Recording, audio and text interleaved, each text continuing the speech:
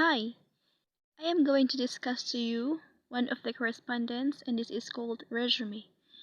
Resume nowadays is very important in order for us to be an effective employee to our employer or to the company we are applying for.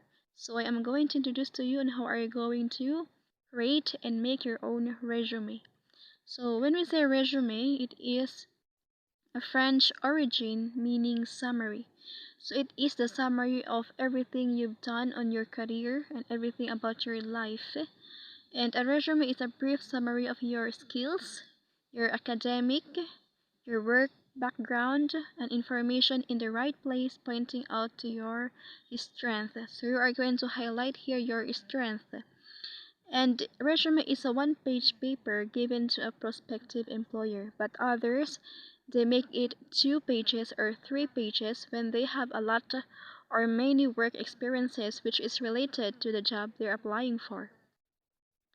And then we are now going to the parts of resume. So first one is your contact information or your heading. This can be found on the very top of your resume. So in this section, your name should appear, your full current address, your phone numbers, and email address. So here is the example. So your name here, for example, is Maria S. Restoration. You are going to capitalize everything and every words on that, and you're going to highlight it, okay? And then the address here is Santa Lucia de Merced Islands. Your contact number, you're going to write it there, and your email address. Those are the words or the things that can be found on your heading. Next one is your goals and objectives. In your goals and objectives, it mentioned here what you are trying to accomplish in your career. It means what are you aiming for on that company? What do you want to achieve on that company? And for example, here is to build a long-term career in graphic design with opportunities for career growth. Or for example, you are seeking for a position on that company. Maybe you want to be secretary or executive secretary, treasurer, like that. So you are going to write here in your objective. Next one, next part of your resume is proficiency. So in here you are going to write your specific degree or professional designation or certification. Okay? You are going to write here your degree of profession. It means your work experiences. And then when you write it there, for example, teaching, okay? Then under that you're going to write the number of years of experiences. Maybe you've been teaching for almost or 5 years already. Maybe you started it 2015 or 2016, then until now you are teaching, and then 2021, okay? And then you're going to write what is the specific industry or knowledge you've done on that position you've applied in the past of your career. And next one is educational background, okay? You are going to write here the degree and the studies that you've done, or if you've finished. For example, you've already finished or you've done only high school, then you're going to write there. Or you finished your college degree, you are going to write there.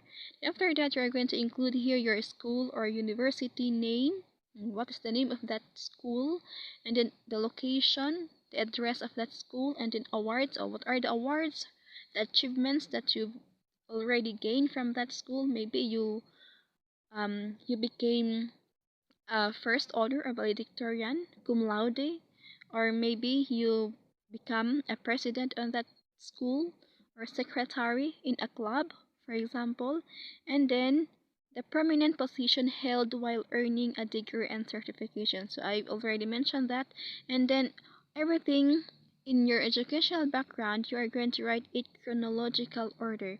When we say chronological order, you are going to start it from the previous or the recent education you've done or you've finished. For example, 2021 you've finished your college degree, and then in 2016 you finished your high school or your secondary education, and then so on. like that. Okay, the next part is work experiences or special skills.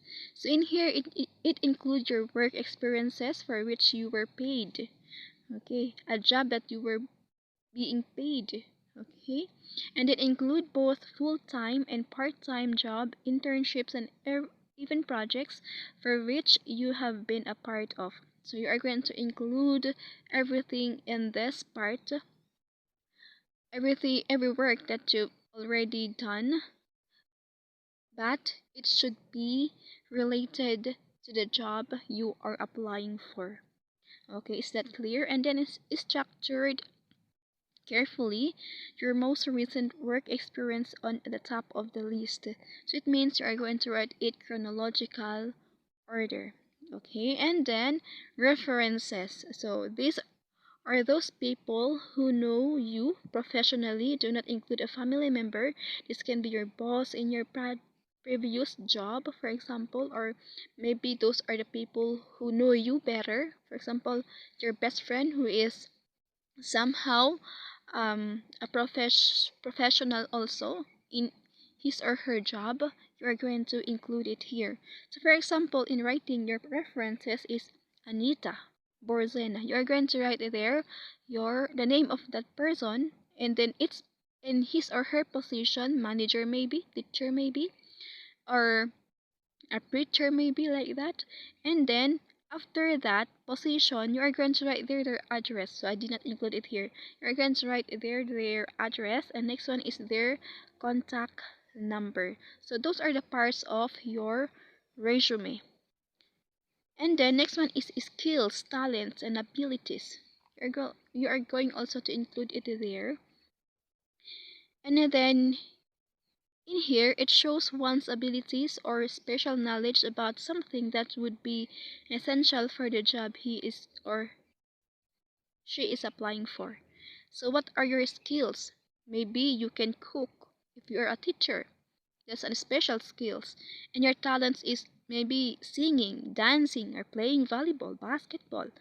And what are your abilities? Maybe your abilities is like somehow you can hypnotize a person.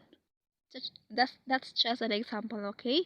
And then the last one is your interests, hobbies, and advocacies. So in here, the applicant states what he does during his spare time, what hobbies he engages in, what his affiliations are, and his participations in social and community activities. So what are your interests? Maybe you are helping your community to plant trees or cleaning the drainage of your community. What are your hobbies? Maybe reading novels, books, or watching movies on YouTube. And your advocacies. When we say advocacies, what have you